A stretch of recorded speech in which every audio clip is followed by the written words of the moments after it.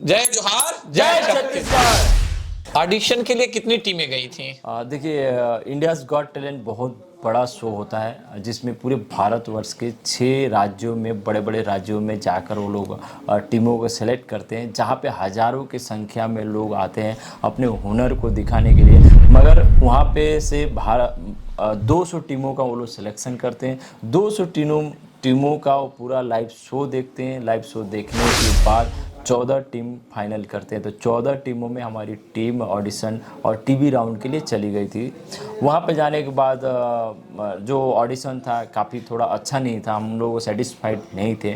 फिर भी हमारे सिलेक्शन हुआ क्योंकि वहाँ पे बहुत सारी चीज़ें प्रॉब्लमें आई, हमें थोड़ा बहुत दिक्कतें आई क्योंकि हम लोग म्यूज़िक पे तो हम लोग अपना प्रदर्शन किए थे, मगर बीट वाइज कभी भी हमने प्रदर्शन नहीं किया था। ये बहुत बड़ी चूक थी हमसे। मगर वहाँ के जो कोरियोग्राफर है काफ़ी सपोर्ट किए, हेल्प किया हम लोगों का, एक एक चीज़ को सिखाए। बच्चों ने भी सुबह 8 बजे से लेकर रात को 2 बजे 3 बजे तक जो चीज़ नहीं समझ में आ रहा उसको 50 बार हम रिपीट कर रहे थे क्योंकि वो वन टेक होता है। वन टेक में आपको एकदम अपना प्रस्तुति और अपना बेस्ट देना होगा। गोल्डन बजर का बहुत मायने रखता है किसी भी एक्ट को ऊपर अप करने के लिए, और इसमें जजिंग का वोट भी बहुत ज़्यादा मायने रखता है और पब्लिक का भी वोट बहुत ज़्यादा मायने होता है। ये तीनों का कैलकुलेशन उनका बैठाते हैं कि जज का वोट क्या है, पब्लिक का रिएक्शन क्या है। उनका वोटों को दोनों को मिला के आखिरी में उन्होंने एक शब्द बोला कि हम जो विजेता चुना जाता है वो जनता की सहमति से और जनता के वोट से ही चुना जाता है। तो वो विनर है अबूजमाड़ मलखम अकादमी। और मलखम खेल शुरुआत करना बहुत टॉप था क्योंकि उस समय में नया खेल था, लोगों को पता नहीं था इस खेल के बारे में। तो 2-3 स्कूलों में मैंने शुरू किया, वहाँ पे लोग धीरे धीरे जानना चालू किए। लोगों को, बच्चों को थोड़ा लगता था हाइट में खेला जाता है तो लोगों को डर भी लगता था कि बच्चों का पैर ना टूट जाए, हाथ ना टूट जाए। मगर धीरे धीरे बच्चे तैयार हुए। एक पोटा के भी स्कूल है, वहाँ पे बहुत सारे बच्चे तैयार हुए, 100-150 बच्चे तैयार हुए। सच हम नहीं, सच तुम नहीं, सच है महज संघर्ष ही। संघर्ष से हटकर जिए तो क्या जिए हम या कि तुम। नमस्कार, आप देखना शुरू कर चुके हैं भेंट मुलाकात। आज हम आपसे एक ऐसी शख्सियत से मिलाने वाले हैं, कुछ ऐसे लोगों से मिलाने वाले हैं जो इंडियाज गॉट टैलेंट के विजेता हैं। आज उनकी कहानी, उनके विजय की कहानी, उन्हीं की जुबानी सुनेंगे। वे बताएंगे कि यहाँ तक पहुँचने के लिए उन्होंने कितना संघर्ष किया, कितनी मेहनत की, किस प्रकार से उन्होंने ये मुकाम हासिल की। तो आइए जानते हैं भैया से। क्या नाम भी आपका? शुक्रिया, मेरा नाम मनोज प्रसाद है, अबूजमाड़ मलखम अकादमी के कोच। और ये कहाँ से हैं आप लोग? बेसिकली हम लोग नारायणपुर से हैं, छत्तीसगढ़ नारायणपुर जिला से। कितना संघर्ष रहा है आपका? संघर्ष तो काफ़ी रहा। ये जीत एक दिन की नहीं है और 8-10 साल लग गए इस मुकाम पे पहुंचने में। काफ़ी ज़्यादा बच्चों ने मेहनत किया और सभी लोगों ने यहाँ पे काफ़ी मेहनत किया है। इंडियाज़ गॉट टैलेंट देखा जाए तो भारत का बहुत बड़ा टेलीविज़न शो है। उसे जीतना नहीं, उसको सोचना ही उसके लिए बहुत टफ होती है लोगों के लिए। मगर आज कहीं ना कहीं इन बच्चों के मेहनत की वजह से वो छत्तीसगढ़ के एक नाम हुआ ये ट्रॉफी। कितनी चुनौतियां आई, क्या क्या चुनौतियां रहीं? कुछ चुनौतियों के बारे में आप हमारे दर्शकों को बताएं और उन चुनौतियों को कैसे आपने पार किया वो भी आप बताएं। देखिए, हम लोग नारायणपुर जो ज़िला है बस्तर क्षेत्र में आता है। काफ़ी पिछड़ा भी बोला जाता है, नक्सलवाद भी बोला जाता है, बहुत सारे नामों से जाना जाता है। मगर वहाँ पे मैं 8-10 सालों से ड्यूटी करता हूँ, वहाँ पे हूँ 8-10 सालों से। तो वहाँ की लाइफ जो देखा जाए, अबूजमाड़ के लोगों की लाइफ देखा जाए, काफ़ी संघर्षमय है। मगर अपने लाइफ में सभी व्यस्त है, सब अपने अपने जीवन यापन कर रहे हैं। मगर देखा जाए तो वहाँ के जो समुदाय है, अबूजमाड़िया समुदाय है और बहुत सारे समुदाय बहुत काफ़ी अच्छे हैं। उनके बच्चे बहुत मजबूत है, टैलेंट है, किसी भी प्रकार की कमी नहीं है, बस अपॉर्चुनिटी की कमी है। तो वही सोच के 2017 से मलखम खेल की शुरुआत हुई। मेरे गुरु श्री उदय देश पांडे जो मुंबई में रहते हैं, मैं उनसे मलखम प्रशिक्षण लिया, फिर यहाँ पर आया। और मलखम खेल शुरुआत करना बहुत टॉप था क्योंकि उस समय में नया खेल था, लोगों को पता नहीं था इस खेल के बारे में। तो 2-3 स्कूलों में मैंने शुरू किया, वहाँ पे लोग धीरे धीरे जानना चालू किए। लोगों को, बच्चों को थोड़ा लगता था हाइट में खेला जाता है, तो लोगों को डर भी लगता था कि बच्चों का पैर ना टूट जाए, हाथ ना टूट जाए। मगर धीरे धीरे बच्चे तैयार हुए। एक पोटा के भी स्कूल है, वहाँ पे बहुत सारे बच्चे तैयार हुए, 100-200 बच्चे तैयार हुए। कंपटीशन खेले 2018-19 तक हम लोगों ने कंपटीशनों में जाते थे, मगर किसी प्रकार की प्लेस नहीं मिलता था। लोग हमें ताना मारते थे, चाहे बहुत सारी चीज़ें हैं, है ना। मैं बेसिकली छत्तीसगढ़ आर्म फोर्स में हूँ, तो लोगों की बातें सुनता था, कुछ ऐसा वैसा, मगर मैंने कभी भी माइंड नहीं किया। अपना काम हम लोग करते गए। 2020 में हमारी टीम इंडिया में गोल्ड मेडल लगाई, नंबर 1 हुई। छत्तीसगढ़ को पहला हमें मिला, तो इसमें राजेश है। राजेश ने छत्तीसगढ़ को पहला गोल्ड मेडल दिलाया मल्लखंब खेल में। लोग धीरे धीरे खेल को जानना चालू किए। 2021 में कोरोना आया, 20 में ही कोरोना आया। 5-6-7 मार्च को इंडिया में हमारी टीम नंबर 1 हुई थी। 20 मार्च से कोरोना बहुत ज़्यादा लागू हुआ, तो सारे संस्थाएं बंद हो गए। बंद होने के बाद सारे बच्चे अपने अपने घर चले गए। घर जाने के बाद मेरा भी पोस्टिंग कहीं और हो गया था, मैं भी चला गया था। फिर भी मैं वहाँ से छुट्टी 3 महीने का छुट्टी लेकर आया, और सारे बच्चों को एक एक को निकालना, फिर एक जगह रखना, बहुत बड़ा चैलेंज था। कोरोना में बच्चों को इकट्ठा करना, रखना। और उस समय उस टीम को तैयार करने में 4 साल लग गए थे। बहुत मेहनत किया गया था उनके पीछे में, और वो आसानी से ख़त्म होते जा रहा था कोरोना के समय में। क्योंकि अब कोई भी खिलाड़ी है, उसको 1 महीना 2 महीना से यदि हम लोग बैठा देते हैं, तो वो सारे स्टेमिना उनका कम हो जाता है, सारी चीज़ें कम हो जाता है। तो काफ़ी संघर्ष रहा है। बच्चों को वहाँ से निकाला, फिर घर पे रखा, खाना पीना उनका रखना चला।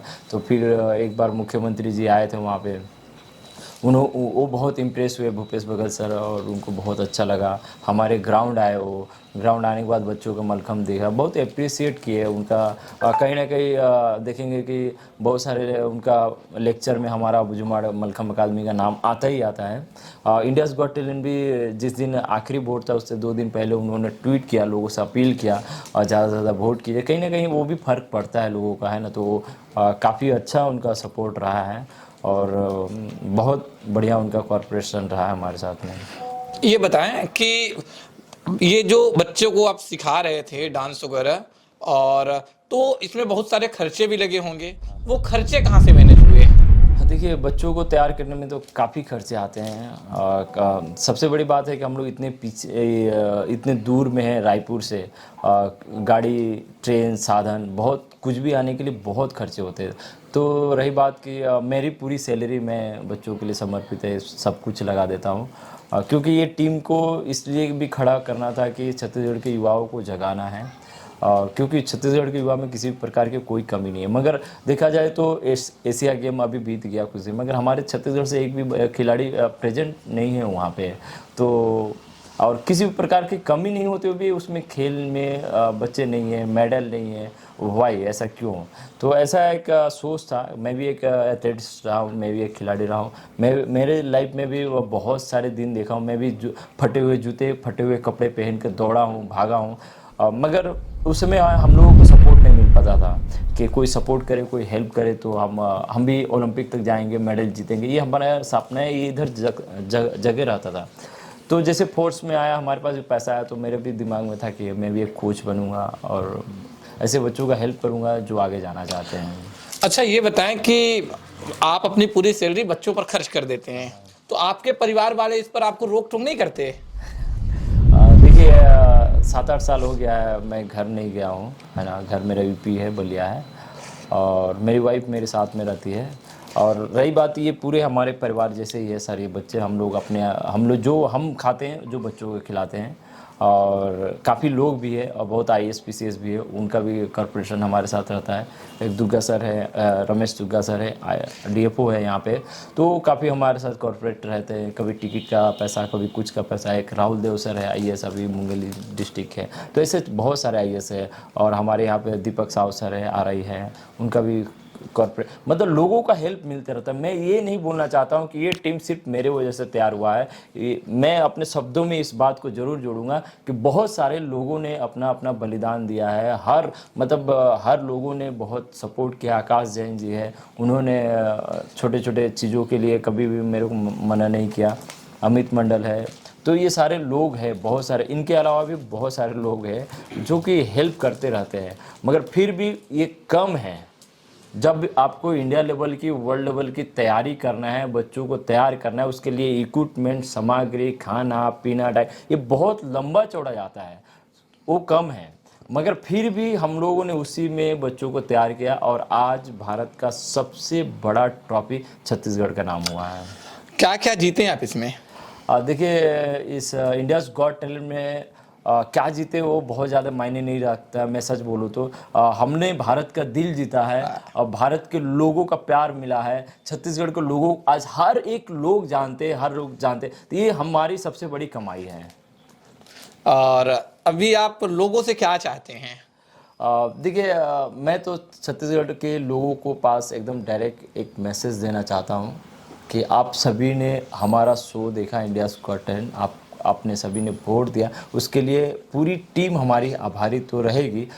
मगर आगे कारवा बहुत बड़ा है, सपना बहुत बड़ा है कि हमारा एक ही मकसद है कि छत्तीसगढ़ में नारायणपुर डिस्ट्रिक्ट या बस्तर में एक स्पोर्ट्स स्कूल खोला जाए। काफ़ी बड़ा स्कूल होना चाहिए ताकि सुरेश जैसे बहुत सारे खिलाड़ी हैं जो उभर के सामने आए, आगे आए, क्योंकि सुरेश आज से 3 महीना पहले उसको कोई नहीं जानता था। सुरेश इतना अंदर का लड़का है, ओरछा से 30 किलोमीटर अंदर में जहाँ जाना भी पाबंदी है, सुरेश जैसा लाखों बच्चे वहाँ पे बेकार हो रहे हैं। तो मैं चाहता हूँ कि एक स्कूल, स्पोर्ट्स स्कूल खोला जाए ताकि सुरेश जैसा टैलेंट बाहर निकल कर आए। जितनी हम लोगों ने मेहनत किया है उतना सुरेश ने भी मेहनत किया है, जितना हम सबका क्रेडिट जाता है उतना इसका भी क्रेडिट जाता है। इसलिए नहीं कि छोटा है, इसलिए कि उसने वो काम किया है। आप जितना भी एपिसोड देखेंगे उसमें सब में आपको दिखाई देगा। तो ये सारे बच्चे पढ़ाई भी कर रहे हैं कि बस डांस वगैरह करते हैं? देखिए, हमारा डांस नहीं है, हम लोग स्पोर्ट्स से हैं, मलखम खेल से। मगर हमारा जो एक था वो डांस के माध्यम में था, क्योंकि इंडिया के सामने एक ऐसा चीज़ें लाना था हमें जो आज तक कोई नहीं किया हो, जो लोगों को पसंद आए। तो वो सारी चीज़ हम लोग गाने में किए। इसके लिए हमें काफ़ी लोगों ने सपोर्ट किया, इंडियाज़ गॉट टैलेंट के मेंबर्स। और रही बात कि सारे बच्चे पढ़ते हैं, और सच बोलूँ तो हमारे यहाँ पे जितने भी बच्चे देखे अपने अपने क्लास में नंबर 1 है, कोई नंबर 2 है, नंबर 3 है। सभी बच्चे पढ़ने में भी ब्रिलियंट हैं। हमने फर्स्ट प्राइवेट जो देना चाहिए हमने पढ़ाई को दिया है, उसके बाद खेल, उसके बाद कुछ और।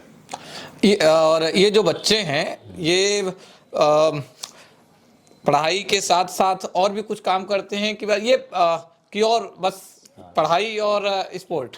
देखिए, इनके लाइफ में सिर्फ 2 ही काम दिया गया है कि आप अच्छा पढ़ो और अच्छा खेलो और अपने समाज के लिए, अपने लोगों के लिए एक अच्छा नागरिक बनो, ताकि जो हमारे बस्तर में समस्या है उसको आप ख़त्म कर सकते हैं। आप में वो क्षमताएं हैं। इसके लिए आपको एजुकेटेड बनना पड़ेगा, इसके लिए काफ़ी बड़े लोग बनना पड़ेगा। तो ये सारी चीज़ बच्चों को हम देते हैं, इसके अलावा और इनके पास कोई काम नहीं है। मलखम खेल के बारे में थोड़ा सा समझाएं, क्योंकि बहुत सारे अभी ऐसे लोग हैं जिन्हें मलखम के बारे में कुछ भी नहीं पता है। तो थोड़ा सा हमारे दर्शकों को आप मलखम खेल के बारे में जानकारी देंगे तो हो सकता है कि और भी कुछ टैलेंट छुपे हों जो बाहर आए।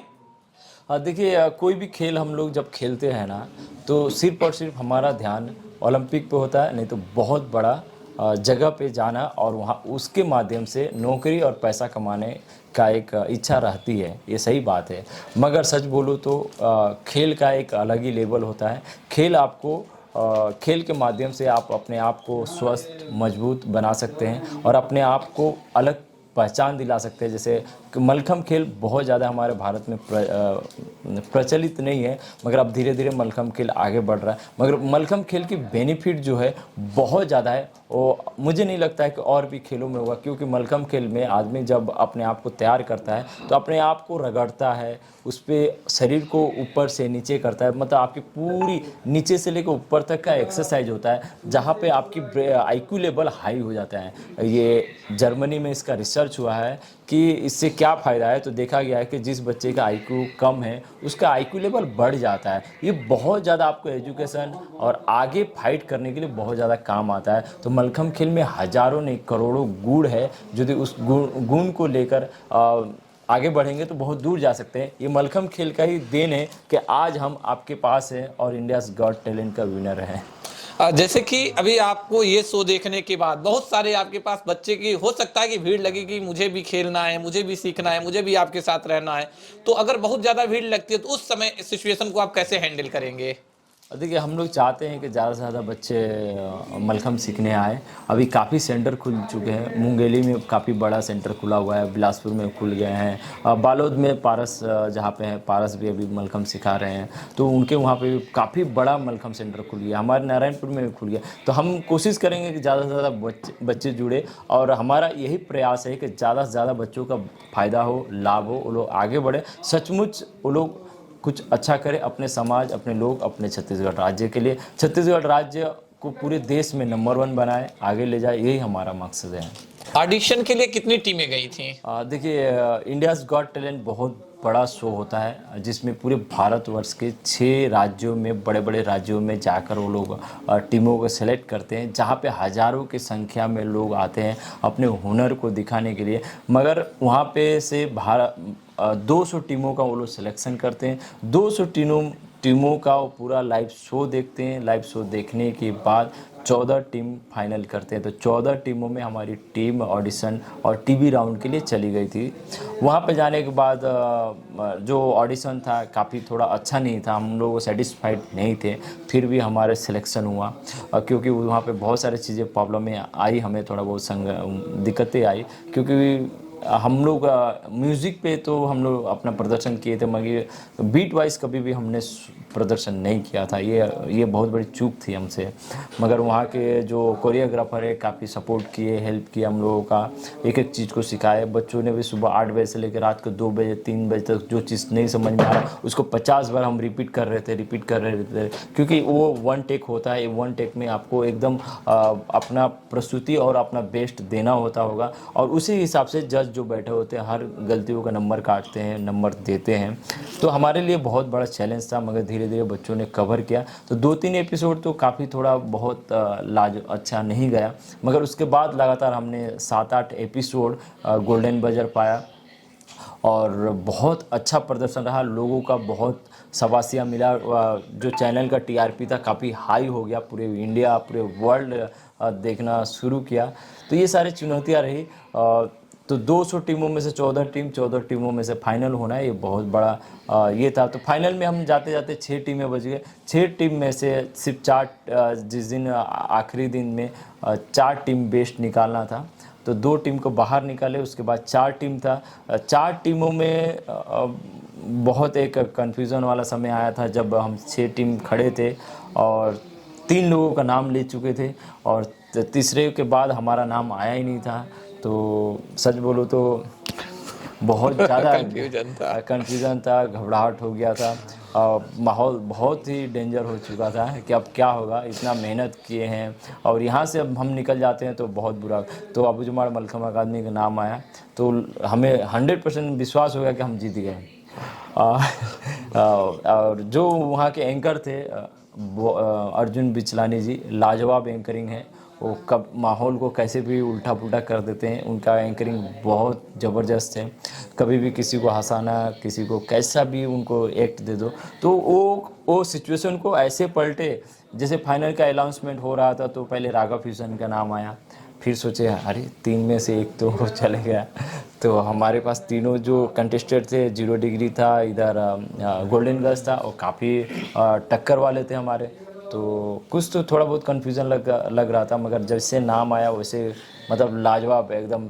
हम ही नहीं, सच बोलूँ तो पूरे इंडिया, पूरा छत्तीसगढ़, और वहाँ पे 500 से ज़्यादा लोग थे ना, सभी लोगों के आंखों में आंसू, सभी लोग हमारे साथ जश्न कूदने लगे, और सारे कंटेस्टेंट रो रहे थे। इसलिए नहीं रो रहे थे कि वो हार गए, इसलिए रो रहे थे कि हम जीत गए। सच बोलो तो बहुत मज़ा आया, और कोई भी एक आदमी हमसे नाराज़गी बोल के एक शब्द नहीं था उनके पास। वो सब लोग यही चाहते थे कि हम हार जाएंगे मगर आपको जिताना है। हमारे कंटेस्टेंट होते हुए भी ये शब्द उनके बातों से सुन के ये बहुत अच्छा लग रहा था। अच्छा ये बताएं कि सिर्फ वोटिंग पर चल रही थी या फिर वो जो जज थे उन्होंने भी नंबर दिए और जो वोटिंग हुआ वहां से भी नंबर जुड़े हैं? देखिए, गोल्डन बजर का बहुत मायने रखता है किसी भी एक्ट को ऊपर अप करने के लिए, और इसमें जजिंग का वोट भी बहुत ज़्यादा मायने रखता है और पब्लिक का भी वोट बहुत ज़्यादा मायने होता है। ये तीनों का कैलकुलेशन उनका बैठाते हैं कि जज का वोट क्या है, पब्लिक का रिएक्शन क्या है, उनका वोटों को दोनों को मिला के आखिरी में उन्होंने एक शब्द बोला कि हम जो विजेता चुना जाता है वो जनता के सहमति से और जनता के वोट से ही चुना जाता है, तो वो विनर है अबू जमाल मलकम अकादमी। आइए हम बच्चों से थोड़ा सा बात करते हैं, क्योंकि ये बच्चे हैं जो इस मुकाम तक पहुंचाए हैं, अपने आप को छत्तीसगढ़ का नाम रोशन किए हैं पूरे के पूरे भारत में। जहां पर लोगों को ये समझा जाता, जहां पर यहाँ के लोगों को समझा जाता है कि यहाँ के लोग पिछड़े हैं, कुछ नहीं आता है, वहां पर ये बच्चे एक अच्छे मुकाम पर ले जाकर के छत्तीसगढ़ को खड़ा किए हैं, अच्छा नाम किए हैं। इन बच्चों से जानते हैं इनके संघर्ष के बारे में, थोड़ा सा इनसे बात करते हैं। क्या नाम बेटा आपका? मेरा नाम शुभम कुमार पुटई है। शुभम कुमार पुटई। कौन सी क्लास में हो आप? मैं 6वीं क्लास में हूँ। अच्छा, कैसा रहा ये सफर आपका? अच्छा, वहां तक कितनी मेहनत किए आप? हम बहुत किए। अच्छा, कितने ऊपर जंप कर लेते हो आप? मैं कभी कूदा नहीं। अच्छा, आपको भैया तो अभी बता रहे थे कि ये इसमें कूदना वगैरह पड़ता है। सुरेश ज्यादा कूदता है। अच्छा, सुरेश कितना कूद, कौन है सुरेश? अच्छा, कितना कूद लेते हो आप? बहुत कूद ले लो। बहुत कूद लेते हो? माने कितना? 30 फीट से कूदता है। 30 फीट से। अच्छा, ऊपर 30 फीट से? 30 फीट ऊपर, 40 फीट ऊपर से सुरेश ने कूदा। 40 फीट माने आपका 4 मंजिला ऊपर हो गया। अच्छा, 4 मंजिल ऊपर इमारत से आप कूद लेते हो? यस। यार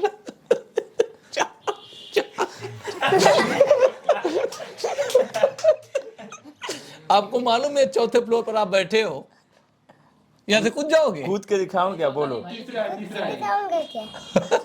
नहीं दिखाना।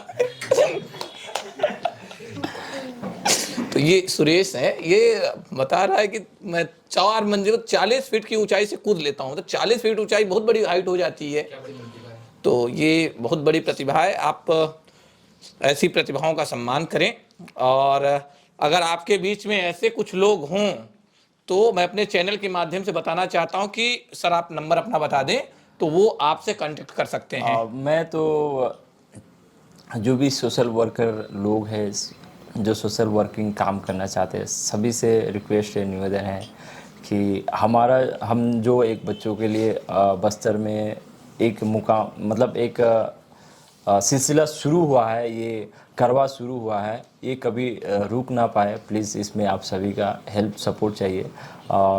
सबसे ज़्यादा लोगों के पास एक ही निवेदन रिक्वेस्ट करना चाहूँगा कि बस्तर में एक स्पोर्ट्स स्कूल खुलना चाहिए, ताकि ये टैलेंट, इन जैसा हज़ारों टैलेंट सामने आ पाए और हमारे छत्तीसगढ़ का नाम विश्व में हमेशा के लिए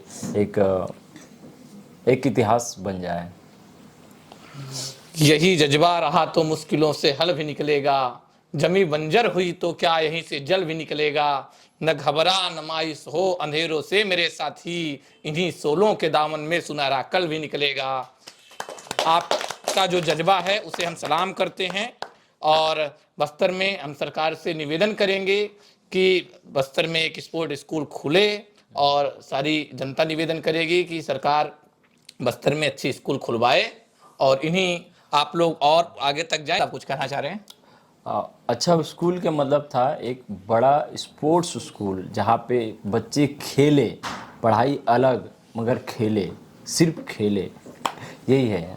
सर आप इस समय सेलिब्रिटी बन चुके हैं और आपको अब जगह जगह बुलाया जाएगा, तो आप अब क्या करेंगे? देखिए, हमारा खेल तो है ही है, बच्चे खेल ही रहे, मगर जो बच्चे बड़े हो जाते हैं उनको एक कैरियर भी संभालना है, उनको पैसे चाहिए, कमाना चाहिए, और काफ़ी अब उनको अपॉर्चुनिटी मिल जाएगा, क्योंकि एक अबू जमाल मलकम अकादमी एक टैग बन चुका है भारत के लिए और विश्व के लिए। तो अभी ऑफ़र आना भी चालू हो गए हैं, बहुत सारे जगहों से फ़ोन आ रहे हैं, कॉल्स आ रहे हैं लाइव शो के लिए। तो अभी हमारा 2 साल का कॉन्ट्रैक्ट सोनी टेलीविज़न के साथ है। सोनी टेलीविज़न के पास सभी हमारा कॉन्ट्रैक्ट है।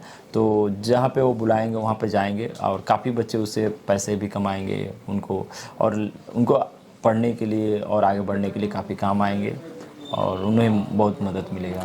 अच्छा, जैसे सोनी टीवी वाले बच्चों को बुलाएंगे तो जैसे उन्हें ये अपने अपने यहाँ उनको ये काम देंगे, है ना, तो फिर इनकी शिक्षा वगैरह कैसे चलेगी? देखिए, वो लाइव शो जो होते हैं 2 दिन के 1 दिन के कार्यक्रम होते हैं, महीने में 1-2 शो आएंगे इनके लिए, और वो 1-2 शो आएंगे, उसमें ज़्यादा प्रभावित नहीं होगा इनका इंडिया में कहीं भी, क्योंकि उनके जो शो है बहुत हाई लेवल की शो है, उनकी जो व्यवस्था है हाई लेवल की है, फ्लाइट से जाना है फ्लाइट से आना है, तो 1-2 दिन में वो चीज़ें ख़त्म हो जाता है। आर्टिस्ट के लाइफ में सब कुछ करना ही पड़ता है, उनको एजुकेशन भी लेना है, पढ़ाई भी करना है, और यदि उनको बरकरार अपने आप को रखना है तो उनको लाइव शो करना ही होगा। जितने भी आर्टिस्ट हैं वो लाइव शो करते हैं, और मुझे लगता है कि इनको भी शो करना चाहिए, और एजुकेशन भी सबसे पहले एजुकेशन इनको अपना संभाल कर रखना चाहिए। कहीं पे भी जाए तो अपना शिक्षा को साथ में लेके जाए, वहाँ पढ़ाई करें, और नहीं तो ये चीज़ें ख़त्म हो जाएगी। तो ये सारे बच्चों को ये सारे बच्चों को सोनी टीवी वाले बुलाए हैं या फिर कुछ बच्चे, इनमें से कुछ बच्चों को? नहीं, जहाँ पे भी जाएंगे लाइव शो के लिए हमारी ये पूरी टीम जाएगी, उसमें बच्चे 1-2 बच्चे कम भी हो सकते हैं, मगर ये पूरी टीम जाएगी कहीं पे भी लाइव शो करने के लिए।